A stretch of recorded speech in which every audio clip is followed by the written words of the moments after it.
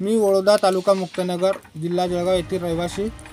आमच्या गावात अचानकपणे आग लागली व आग प्रचंड वेगाने वाढत असता आम्ही अग्निशामक दल यांच्याशी कॉन्टॅक्ट केला व त्यांनी आग विझवण्यात मदत केली. शामक दल बोदवळ यांनी तात्काळ गावाला भेट देऊन आग विझवण्यास मदत केली. भाऊराव पाटील. हे ग्रामपंचायतची जागा असून माझं शेत आहे बाजूला आणि गुरं ढोरं आणि शेळ वगैरे सगळं आहे माझ्याकडे.